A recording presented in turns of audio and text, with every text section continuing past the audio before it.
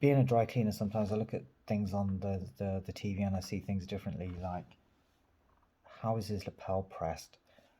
I wonder how much he spends on his dry cleaner.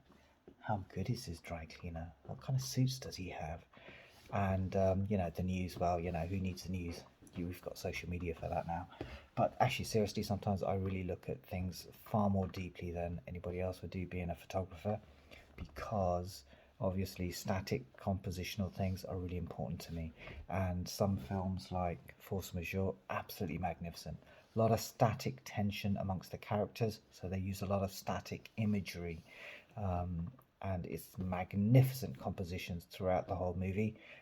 For me, it's a tour de force. Really thoroughly enjoy the movie, the dialogue, the whole thing, and on top of it, they throw in magnificent compositional work, which as a photographer I absolutely just wonderfully enjoy.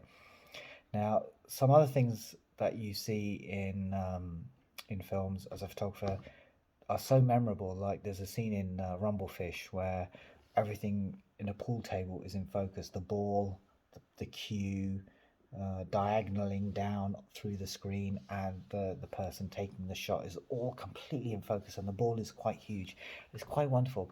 Now, I always assumed that was just a tiny aperture and lots of light pumped into the scene so that everything is in focus.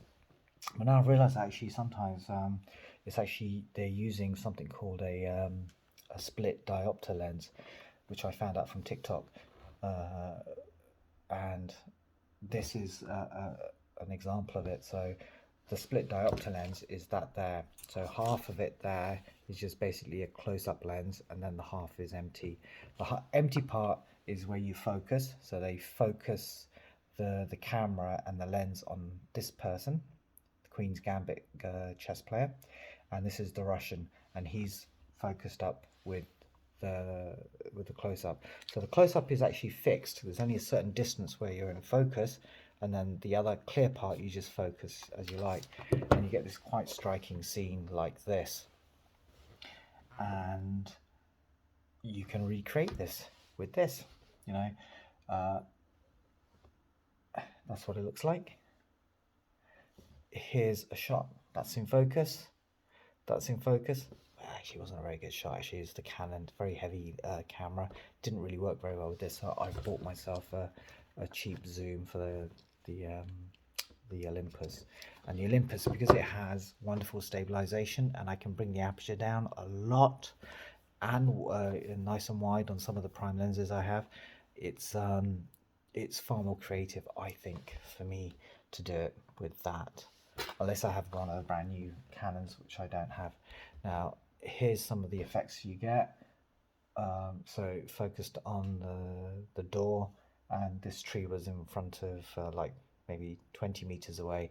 I had to lift the Canon up quite high, so I had to use a very wide open aperture to get a fast shutter because I was shaking because it was like above my head. Now that makes it almost look like a double exposure, which I don't think is very interesting. So it's not an interesting shot actually. I really want to use a very tight exposure to get everything really in focus. So let's see, what have we done with, whoops. Let's see if we can show you something that's done with, so this is done with the Olympus, which I find is far more interesting. So we had a fire pit in the garden, and focused on the pot, so you can twist this around, twist it around. So that's what we've done. Twisted that around, moved it as close as I can to the fire. The heat is quite close to me actually, so it's only like a foot and a half away to a foot. Trying to make sure they're not melting the lens or the camera. And once that's in focus, then I try and focus on the pot in the background, and then I used a very tiny aperture so that a lot more of it is in focus than I can actually see through the viewfinder, because the viewfinder actually looks quite soft because it's always wide open when you're viewing through the viewfinder. I wanted a little bit sharper, so bring down the aperture quite a lot. It makes the exposure like a second long or half a second long, which is never a problem with the Olympus.